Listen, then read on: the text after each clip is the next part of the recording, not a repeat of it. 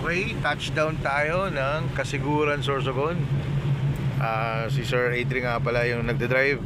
So far, sa almost 459 kilometers na tinakbo ng unit, okay na yung tranny, wala nang shift shock, meron na rin fourth gear, and then yung preno maayos na rin, hindi na siya lumalaban, hindi na siya bumabalik, and then okay na rin yung mga ibang, wala na rin mga leakage sa ating brake system.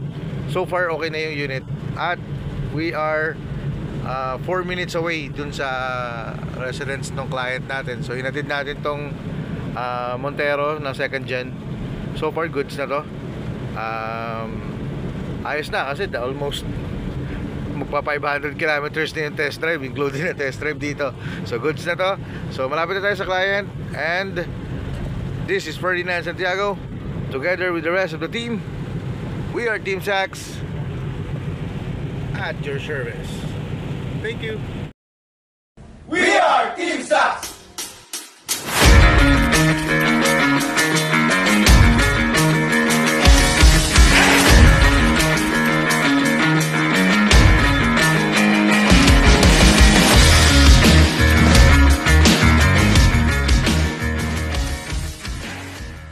Uyo, may dayo. Galing pa ng Bicolandia itong si client natin. So far, ang issue niya sa transmission ay walang fourth gear at yung shift shock. Pero nagpa general check na rin si Sir. So definitely nakita natin na may leak yung wheel cylinder niya. Problemado din yung ating rotor disc. So kailangan din i-resurface, tsaka yung brake pads. At the same time, yung kanyang tie rod end papalit din tayo dahil malagutok na halos, at i-check pa natin lahat ng electricals nitong Montero ni Sir. Pero sa ngayon, nire-rebuild na ni Sir Nelson yung transmission, nasa 65% na siya, at chine-check naman ni Sir Bimbo lahat ng sistema ng sasakyan. Update kami mga sir at ma'am. Ito naman ay second generation na Montero na may issue sa transmission. Update lang ako sa'yo. So far, nababa na yung tranny mo. Ayan. So dito siya sa overhauling. Ayan. So dito na siya. Kakalasin ako ni Sir Bimbo and Sir Nelson yung tranny. Hello sir, good morning. So ito, bali nabaklas na nila yung transfer case at saka yung bell housing. So far, itong area na to, lalo dito papuntang overdrive, singaw po. So itong hub na to, singaw dito sa area na to at saka papunta rito. So tutuloy lang din yung tear down, pero mukhang rebuilding kit na tayo dito sa filter. Sobrang dumi ng filter, oh. Sige sir, thank you. Update lang po ako. So ito na yung rebuilding kit mo. Abray ko po yung brand. So yan po, nakita nyo naman. Ito yung gasket set natin. Ito yung plate set. Ito yung clutch set. Yan.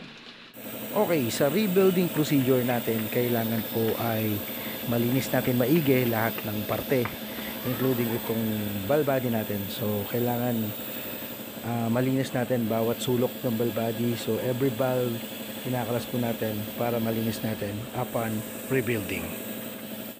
Hello sir, good morning. So ito yung hub assembly. Assembly yung hub natin. Brake pads natin, tie rod ends, both side yan. Wheel cylinder, brake cleaner. Ito pala, nag-add kami ng ng gear oil po sa transfer case pala po, hindi ko pala nabanggit yan. So yan, tapos patapos na rin yung rotor disc nyo.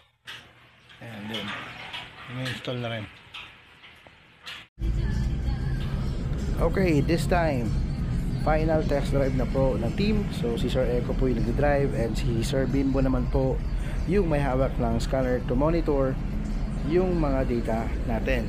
So dito makikita nyo na na-address yung ating slippage at ship shock doon sa rebuild. And then na-address naman natin yung absence ng fourth gear pagdating ng pagpalit natin ng TCM. So ibig sabihin, ano ba yung TCM? So yung TCM po yung nagbibigay ng command sa transmission para gumalaw yung actuators. Yun po yung mga solenoid. So definitely nagpalit tayo ng TCM kasi dun sa problema ni Sir sa fourth gear, goods na po yun. Okay, so ito na-testing na ng team. So umabot na pa siya ng fourth gear. So medyo maganda-ganda yung resulta. So good na po ito, ready na for delivery. Alright, so isa nga pala sa complaint ni Sir is yung preno medyo bumabalik or bumabibrate po. Ayos na rin. Then yung mga leakage natin sa preno, goods na rin. And yung mga lagatok natin, na-address na rin. Alright, so goods na. At good work team, Sir Bimbo, Sir Echo, Sir Nelson. Thank you.